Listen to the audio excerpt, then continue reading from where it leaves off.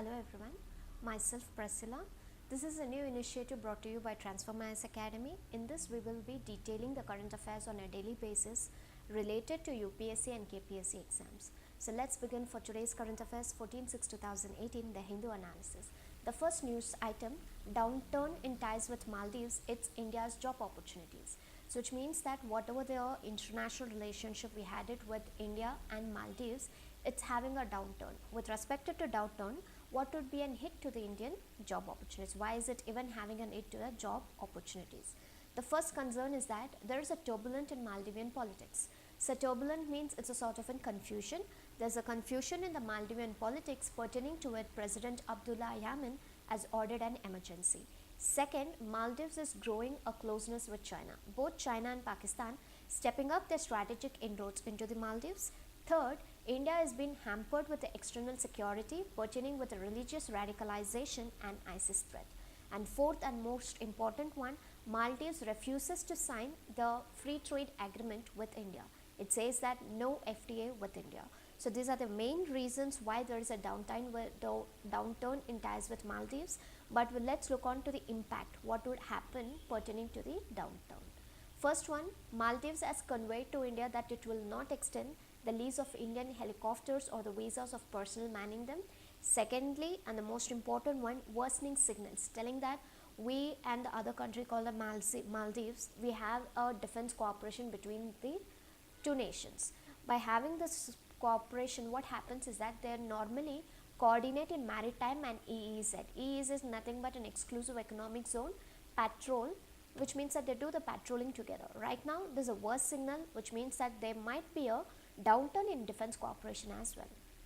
Thirdly, when we talk about like hundreds of Indians have been offered an employment in Maldives, especially in areas such as resorts, hospitals and colleges, have been denied the work visas. Whatever it's been supposed to be given as a work visas, they've been denied from the past few months. So this is becoming an alarming concern between the downturn in ties with India's and Maldives with respect to their relations, and we have to look forward to their consequences as well.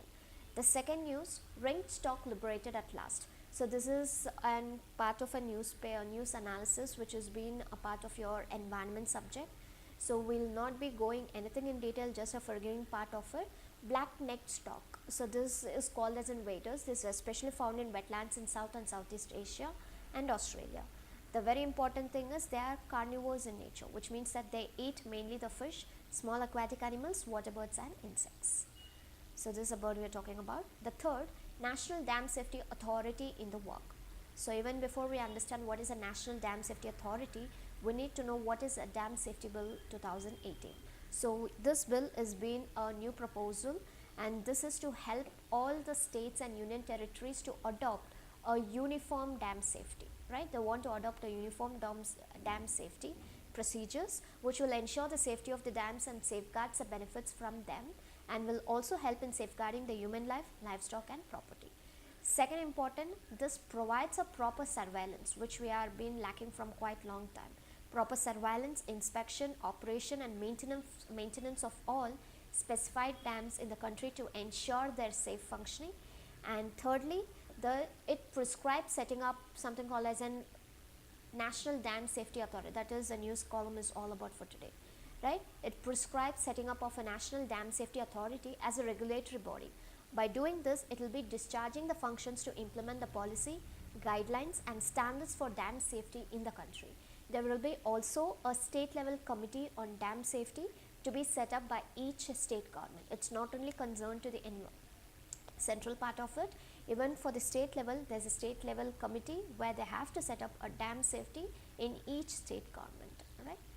And here we have about the dam safety bill. This is we have certain functions which has to be taken into consideration.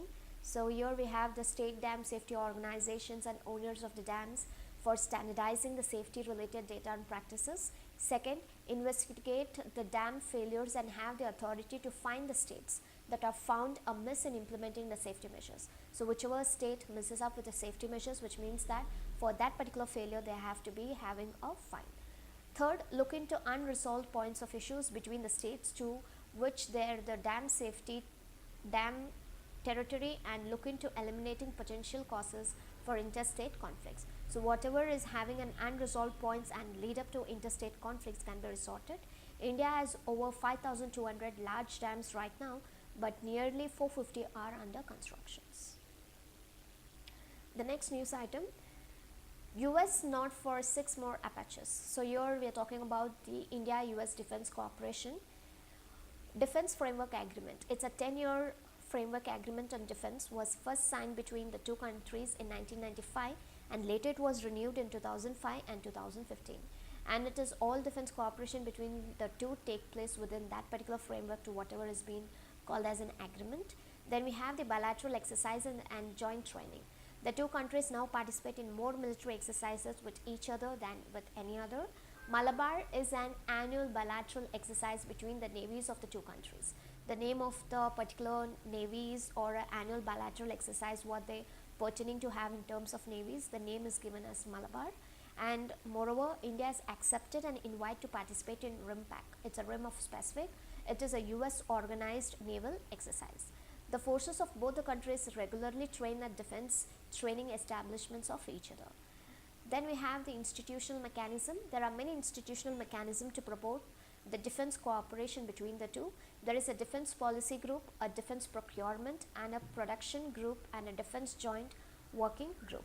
This is in addition to the direct service to the service executive steering group. So these are a few of, there are many institutional mechanisms, but apart from that there are other few which have been listed out here. Then we have is the defense equipment.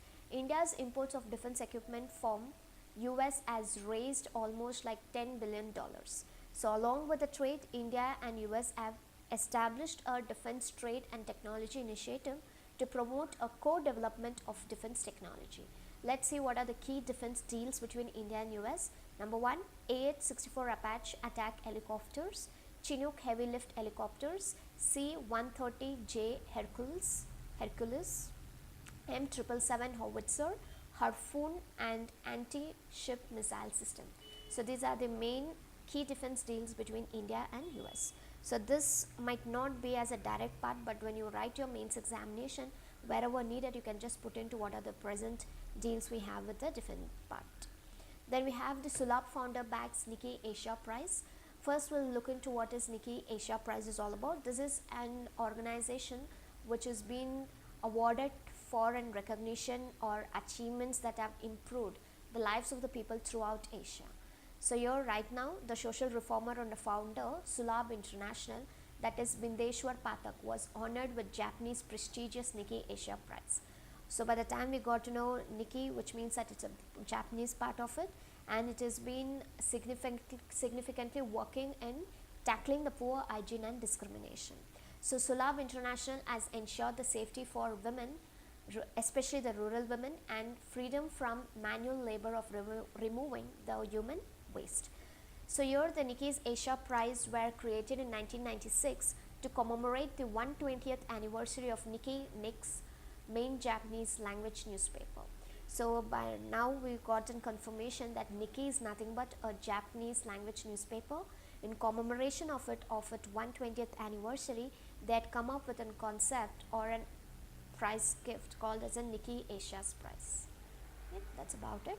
And which are the areas, the most significant contributions in one of the three areas which actually head towards the Nikkei Asia Prize. Number 1, regional growth. Number 2, science, technology and innovation. Number 3, cultural and community. So this is about the Nikkei Asia's Prize. The next news item, green ambitions. So here actually India has a target of achieving like 175 gigawatts by 2022 by renewable energy sources, but they have been furtherly bifurcated into 100 gigawatts when it comes to solar, then 60 gigawatt for wind, 10 for biomass and 5 for hydro. But if we have to divide furtherly this 100 gigawatt of solar energy, it's been divided by 40 gigawatt is coming from the rooftop installations and 60 gigawatt from the larger solar parks, which means that by 2022 India wants to be a good energy renewable sources having almost like 175 gigawatts. So these are the news items for 14/6/2018. Thank you.